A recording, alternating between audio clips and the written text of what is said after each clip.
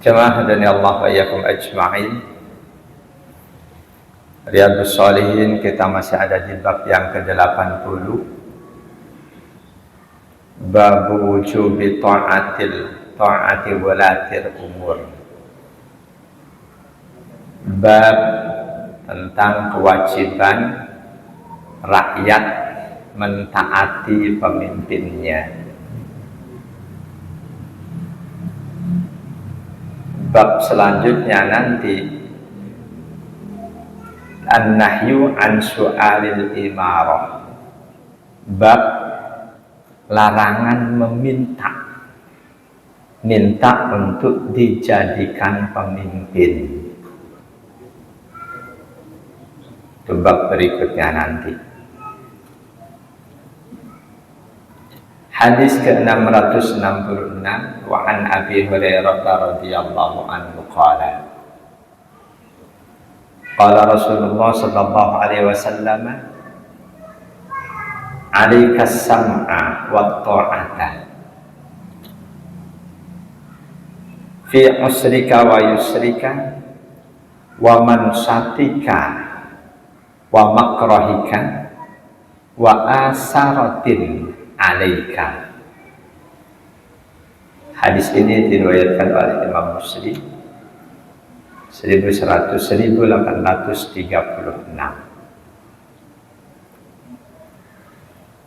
Dari sahabat Abi Hurairah radhiyallahu anhu, beliau berkata, telah bersabda Rasulullah sallallahu alaihi wasallam, "Alaikas sam'a wa ta'ata." Alaika isim fi'il, kalimat yang menyerupai isim sekaligus menyerupai fi'il. Isim fi'il maknanya tetaplah engkau as-sam'a wa ta'ata, mendengarkan dan mentaati perintah pemimpin. Tetaplah engkau selalu mendengarkan dan mentaati perintah pemimpin. Catatan dari hadis-hadis sebelumnya, fima la maksiata fihi lillah, selama perintah pemimpin itu bukan maksiat. Catatan lain dari hadis-hadis sebelumnya, meskipun pemimpinmu itu orang yang zalim. Apakah pemimpin kita itu seorang raja, apakah atas nama khalifah, atas nama presiden, atau apapun, Islam tidak menetapkan bentuk kepemimpinan apa. Kita tahu Rasulullah sebagai pemimpin, beliau tidak disebut raja ya, sebagai rasul, tapi sekaligus berkedudukan sebagai pemimpin masyarakatan. Sesudah beliau khalifah pertama, kedua, ketiga, keempat. Selanjutnya kerajaan. Meskipun masih pakai nama khalifah, baik itu Bani Abbasiyah, Bani Umayyah, tapi ternyata diberikan ke anaknya. Selanjutnya lagi berupa kerajaan. Sebelum Islam kita tahu Nabi Daud raja, Nabi Sulaiman raja, Nabi Yusuf raja.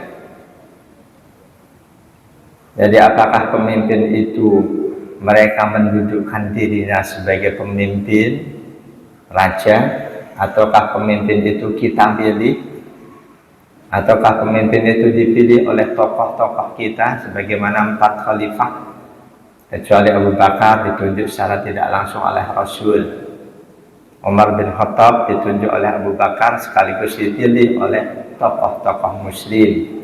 Demikian juga Utsman bin Affan, Ali bin Abi Thalib.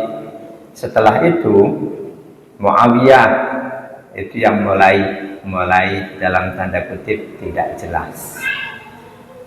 Yang menunjuk beliau jadi khalifah siapa? Faktanya beliau jadi khalifah.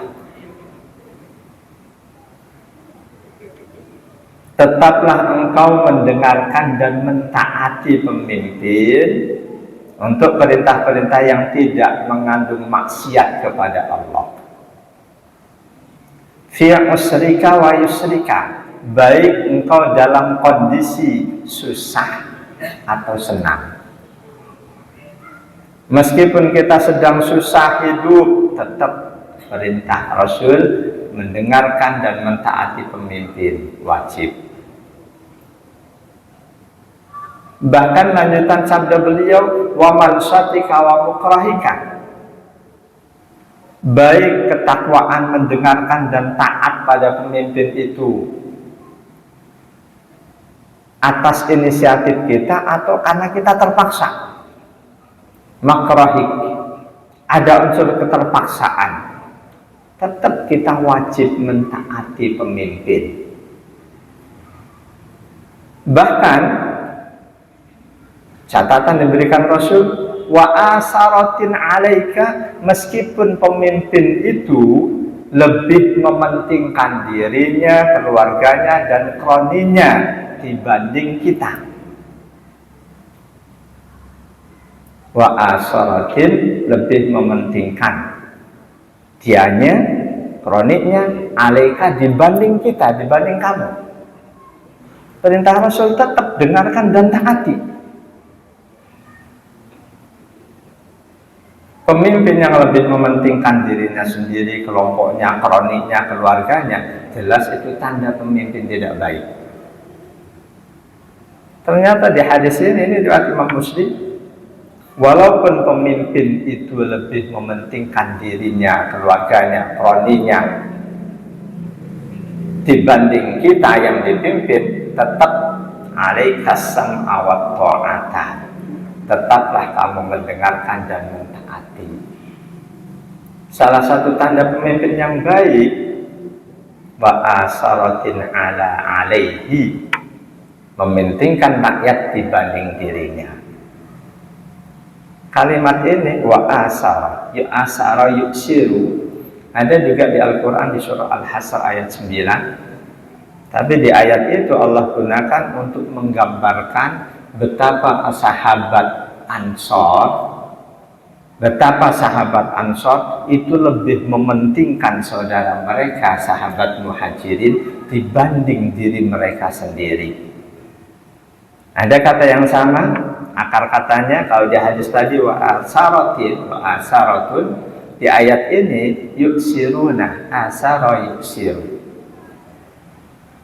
lebih mementingkan alaika, diri mereka dibanding kita. Kalau alaihi, mementingkan kita dibanding dirinya sendiri. Sahabat-sahabat Ansor digambarkan oleh Allah, salah satu kebaikan sifat mereka lebih mementingkan saudara mereka yang datang dari Mekah dibanding diri mereka sendiri, walaupun diri mereka dalam kondisi sulit. Di surah Al-Hasr ayat 9 itu, walladzina tabawwa'ud dar wal iman min qablihim yuhibbuna man hajara ilaihim ولا يجدون في صدورهم حاجة مما أوتوا ويؤثرون على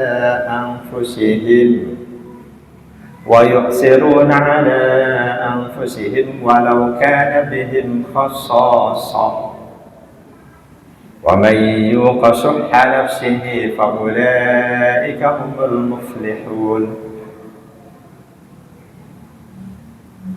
Dan orang-orang yang memberikan tempat tinggal kepada orang lain. Ini ayat pujian untuk sahabat Madinah, sahabat Ansor. Saudara mereka dari Mekah hijrah datang ke Madinah, oleh mereka dikasih tempat tinggal, disanjung oleh Allah. Orang-orang yang memberikan tempat tinggal pada saudara mereka, wal imana min qablihim, dan juga mereka beriman pada saudara mereka yang sudah beriman sebelum mereka. Sahabat Makkah lebih dulu iman dibanding sahabat Ansor. Yuhibbuna man hajara ilaihim, mereka sahabat Ansor cinta kepada orang-orang yang hijrah ke kampung halaman mereka. Enggak ada rasa benci, berbondong-bondong orang Mekah pindah ke Madinah karena iman. Saat ini kita ada masalah dengan saudara kita dari negara luar yang mengungsi ke Aceh. Kita tahu mereka juga Muslim, ditindas oleh penguasanya, mereka keluar mencari tempat untuk mengungsi, termasuk negara kita Aceh menampung mereka. Belakangan muncul masalah sosial, ya kita maklumi, jangankan mereka, kita pun banyak saudara kita Muslim yang juga melakukan masalah sosial.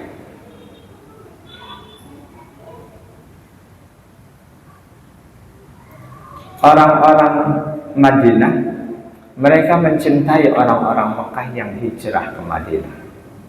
Wala yajiduna fi sudurihim hajatan mimma utu. Orang-orang Madinah enggak ada hajat di hati mereka ketika melihat Rasul membagikan rampasan perang untuk orang-orang Mekah. Orang Madinah legowo menerima hasil pampasan perang lebih banyak Rasul berikan kepada orang-orang Mekah daripada Madinah.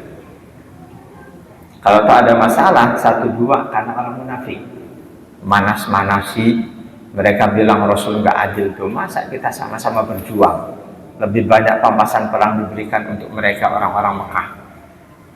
Belakangan mereka ketahuan orang munafik yang memanas-manasi itu. Dan satu sifat orang Madinah terhadap orang Mekah, wa yu'siruna ala anfusihim. Kata ini wa yu'siruna, akar katanya sama dengan hadis tadi wa asaratun.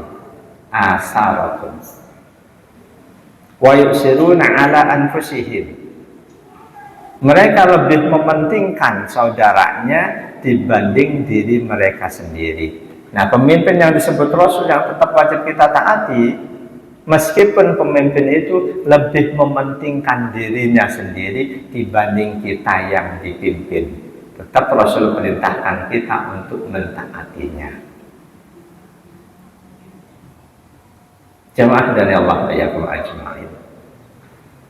Ini hadis-hadis serupa ini yakin terasa berat, sangat dirasakan berat oleh mereka-mereka yang demen membantah, menentang, bahkan tidak mengakui pemimpinnya.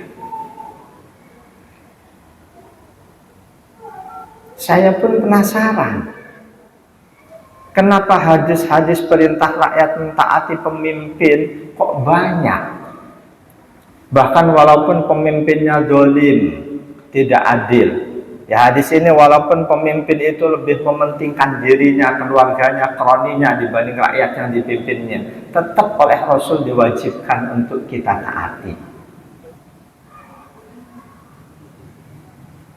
Saya ada penasaran ada nggak hadis yang membolehkan rakyat untuk melawan pemerintah yang zalim?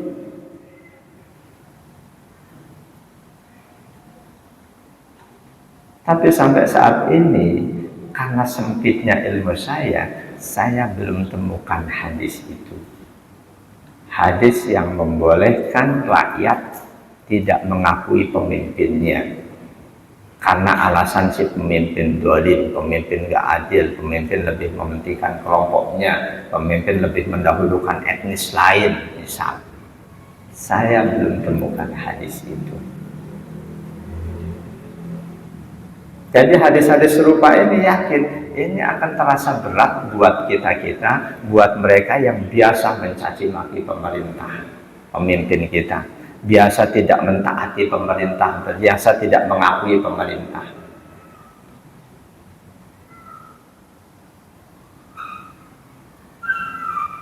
Hadis ini diriwayatkan oleh Imam Muslim, juga Imam Ahmad An-Nasai, dan hadis ini sahih.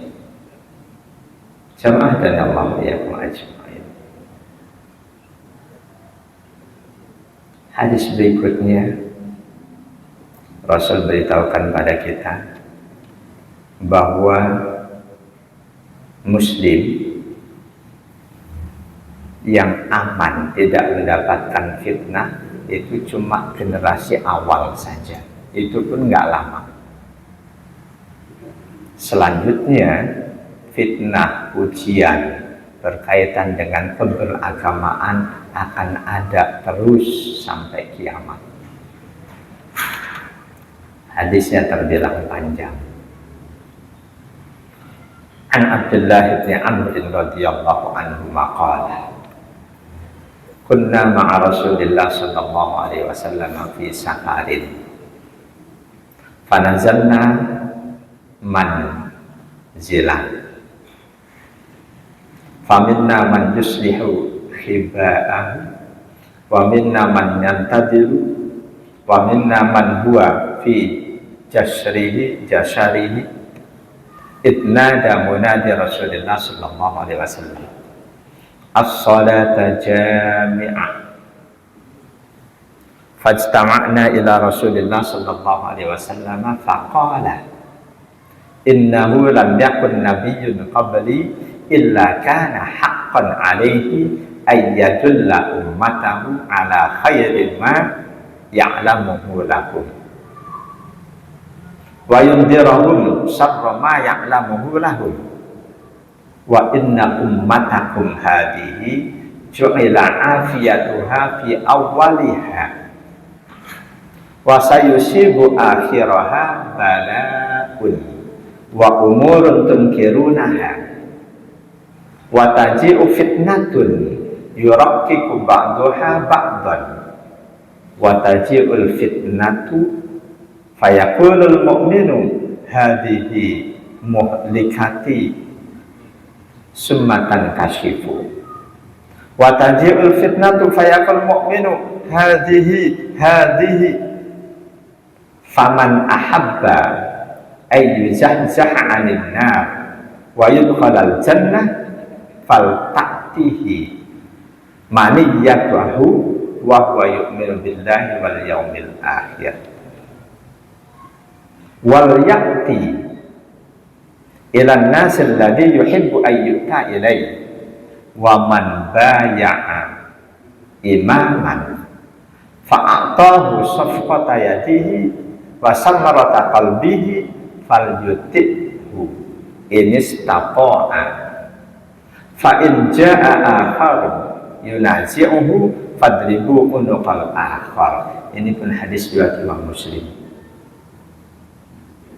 Dari sahabat Abdullah bin Amr bin As radhiyallahu anhuma, beliau berkata, kunna ma'a Rasulillah sallallahu alaihi wasallam fi safarin. Waktu itu kami banyak sahabat sedang mengiringkan Rasulullah sallallahu alaihi wasallam di satu perjalanan jauh safar.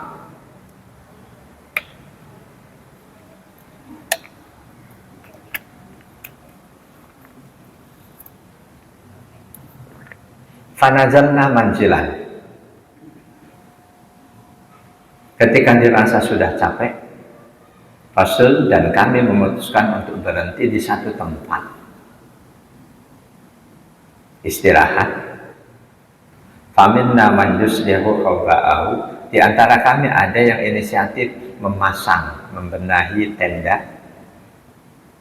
Wa minna man yantadiru. Di antara kami ada juga yang ayyarmi bi al-sihami, ada yang melatih kemampuan memanahnya. Ini safar untuk peperangan, menjaga kemampuan memanah. Wa minna man huwa fi jasarihi. Di antara kami ada yang memperhatikan ontak-ontaknya, kasih makan dan lain sebagainya. Idnada munadi Rasulullah sallallahu alaihi wasallam. Tiba-tiba ada satu asisten Rasul, ajudan Rasul yang menyampaikan pengumuman. Pengumumannya as-salata jami'ah.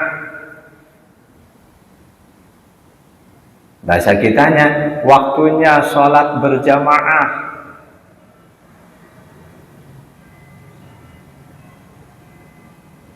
Ini kalimat berita tapi maknanya perintah.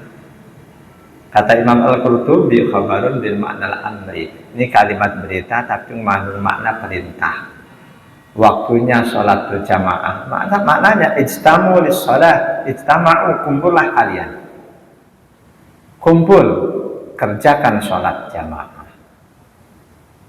Wa ka'annal waktu kana waktu sholatin. Seolah-olah saat itu memang waktu sholat. Falamma ja'u, ketika semua sahabat kumpul ma'ahu bersama Rasul, sallu ma'ah, mereka mengerjakan sholat berjamaah. Kalimat ini as-sholata jami'ah dulu digunakan untuk mengajak umat melaksanakan sholat berjamaah. Pada saat itu belum disyariatkan adzan dan iqamah. Jadi adzan dan qomat itu belakangan. Sholatnya sudah diperintahkan, adzan qomatnya belum. Jadi aturan sholat yang saat ini ada itu melalui proses, tidak langsung semuanya seperti itu. Sholat sudah diperintahkan, sholat jamaahnya saja belum. Nah, itu pada saat masih di Mekah, 2 tahun sebelum Rasul dan para sahabat hijrah ke Madinah, sholat sudah diwajibkan. Seiring Isra Mi'raj,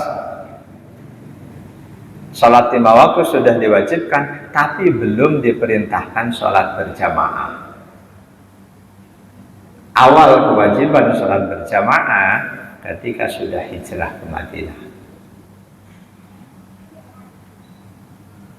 Sholat berjamaah sudah diperintahkan, pada mulanya belum ada perintah adzan qomat. Ketika mau sholat, ya ini pengumumannya, as-sholatu jami'ah, waktunya sholat berjamaah, kumpullah kalian untuk mengerjakan sholat berjamaah.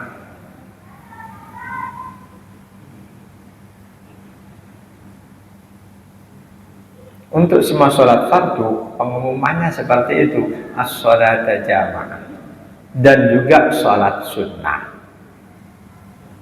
Selanjutnya, sesudah ada syariat perintah adzan dan qomat, seruan ini tidak dimusnahkan.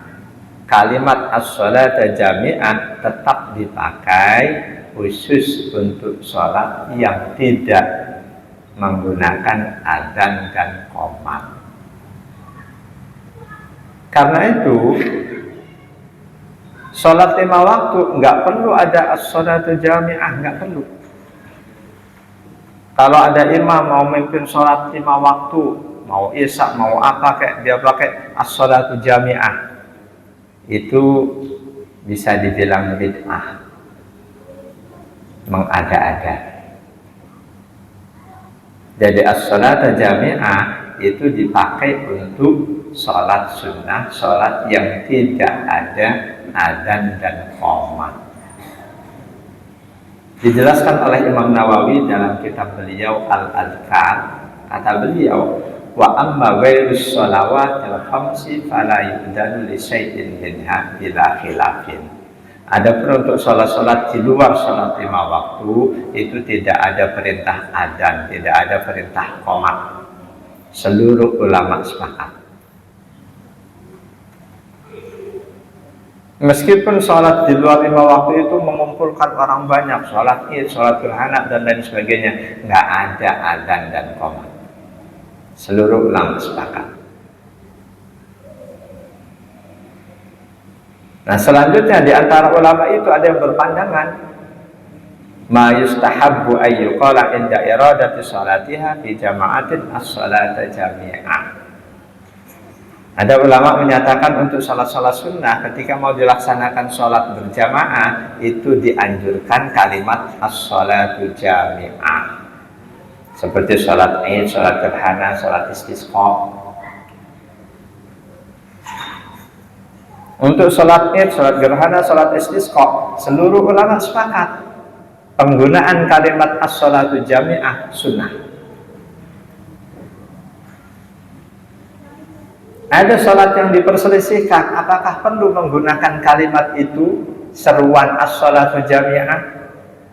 Nah, sholat yang diperselisihkan itu sholat tarawih, sholat jenazah. Mau sholat tarawih as-sholatu jami'ah, itu diperselisihkan. Sholat jenazah as-sholatu jami'ah, itu juga diperselisihkan. Ada yang berpandangan itu juga sunnah, seruan as-sholatu jami'ah, ada yang berpandangan tidak sunnah. Kita kembali ke hadis.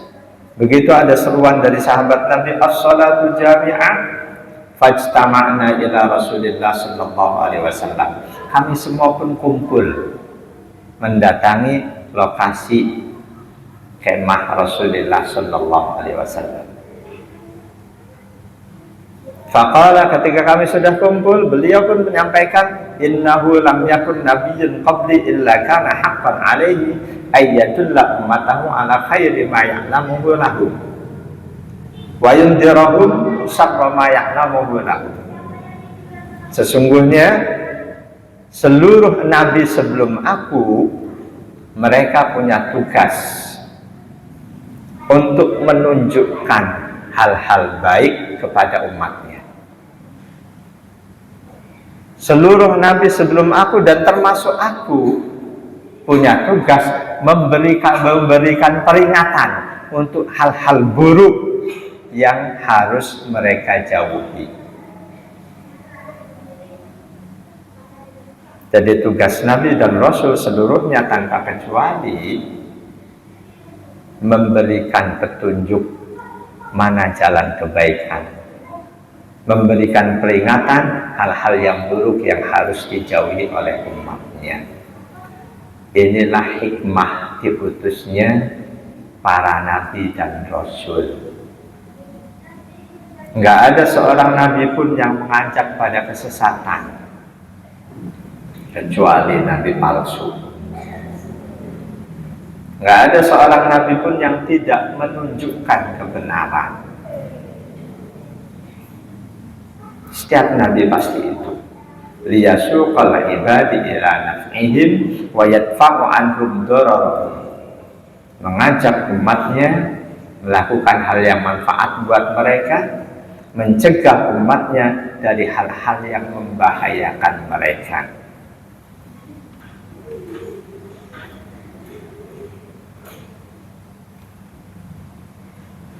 Wali'annahu min tariqin nasihati wal istihadi fit tablighi wal bayan. Dan semua itu disampaikan oleh para nabi dan rasul di momen menyampaikan nasihat atau ketika beliau menyampaikan tabligh. Isinya itu menunjukkan kebenaran, memberikan peringatan untuk hal-hal yang salah, yang tidak baik.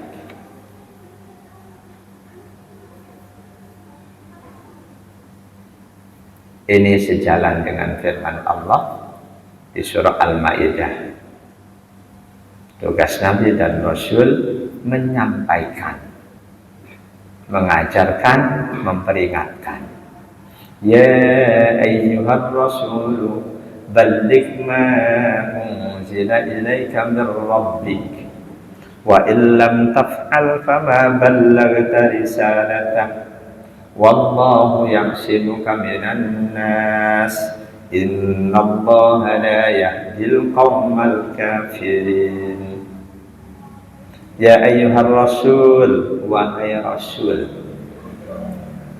Yang dimaksud di ayat ini rasul itu Rasulullah Muhammad, bukan yang lain. Ya ayyuhar rasul, wahai rasul, balligh ma unzila ilaika min rabbik. Tablighkan, sampaikan setiap perintah yang Allah turunkan kepadamu. Sampaikan semuanya. Jangan ada yang kau sembunyi-sembunyikan. Wa illam taf'al fama ballaghta risalatah.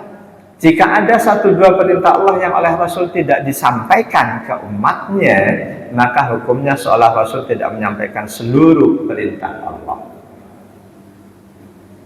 Dengan ayat ini kita yakin dan wajib yakin semua perintah Allah Yang Allah turunkan, Allah berikan kepada Rasul, itu sudah beliau sampaikan kepada umatnya.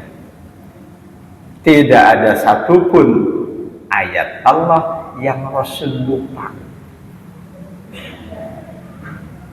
Tidak ada satupun ayat Allah yang Rasul lupa, karena lupa oleh Rasul nggak disampaikan kepada umatnya. Yakin itu. Kalau tak ada ayat yang Rasul lupa, kalaupun ada, itu memang oleh Allah sengaja dilupakan dari beliau, karena diganti dengan ayat lain yang lebih baik oleh Allah. Dan itu sudah Allah beritahukan kepada kita. Sudah Allah beritahukan pada kita adanya ayat yang Rasulullah dilupakan. Selanjutnya diganti dengan ayat lain yang lebih baik. Di surah Al-Baqarah ayat 106, ma nansah min ayatin aw nusiha na'ti bi khairin minha aw misliha alam ta'lam anna Allah ala kulli syai'in qadir.